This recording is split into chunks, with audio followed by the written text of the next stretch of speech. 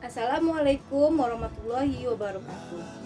Baiklah siswa ibu sekalian, pada hari ini kita belajar kembali tentang KD 3.5, yaitu tentang teks prosedur.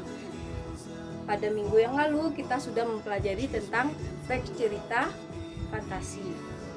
Bagaimana menyajikan teks cerita fantasi? Ya, ada tahapan dan urutannya. Nah, tahapan dan urutan yang dalam menyajikan teks cerita fantasi itulah yang disebut dengan teks prosedur.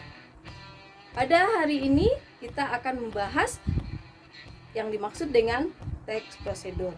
Tujuan pembelajaran kita adalah dengan memahami teks prosedur, kamu mengetahui bagaimana langkah-langkah dan urutan yang tepat dalam melakukan sesuatu.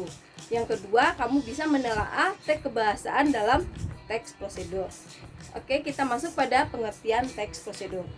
Pengertian teks prosedur itu adalah teks yang berisi bagaimana cara, tujuan untuk membuat atau melakukan sesuatu dengan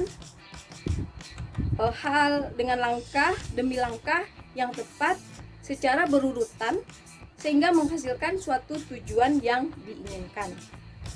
Jadi contohnya teks prosedur yang mengandung cara, tips atau tutorial biasanya terdapat pada langkah-langkah ya. Dalam itu ada kata-kata atau kalimat seperti kata perintah, kalimat perintah, yaitu yang dikenal dengan kalimat imperatif, yaitu kalimat perintah, kalimat memerintahkan seseorang, menyuruh seseorang ya. Kemudian kita contohkan di sini, kamu akan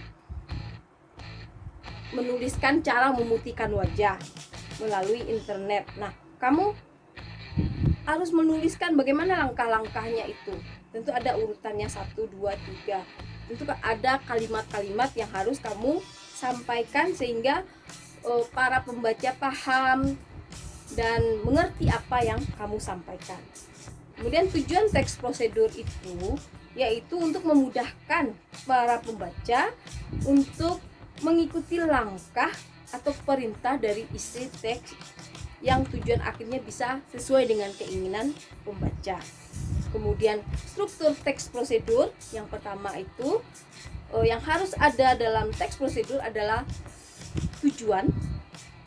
Tujuan ini adalah apa yang akan kita lakukan, motivasi apa yang akan kita lakukan dalam membuat teks prosedur tersebut. Yang kedua, bahan dan alat. Bahan dan alat itu adalah rincian apa sih alat-alatnya, apa bahan-bahannya, dan bagaimana ukurannya untuk melakukan sesuatu tersebut. Kemudian yang ketiga adalah langkah-langkah. Langkah-langkah adalah bagaimana tahapan-tahapan dalam melakukan sesuatu itu. Kemudian yang keempat adalah penutup, yaitu bagaimana keuntungan, dan jika kita berhasil melakukannya tentu kita ucapkan selamatnya, verba, material, dan tingkah laku. Verba material adalah perbuatan yang mengacu pada tindakan seperti potonglah ubi itu, masukkan air ke dalam wadah. Sedangkan verba tingkah laku adalah perbuatan yang mengacu pada tindakan berdasarkan ungkapan seperti tunggu kira-kira 5 menit, tunggu sampai matang, tetap pertahankan, dan lainnya. Kemudian yang selanjutnya adalah partisipan manusia. Apa yang disebut dengan partisipan manusia? Adalah partisipan mempartisipankan atau mengikutkan manusia dalam tulisan tersebut untuk membantu langkah-langkahnya. Kita contohkan nanti. Kemudian yang terakhir adalah bilangan penanda.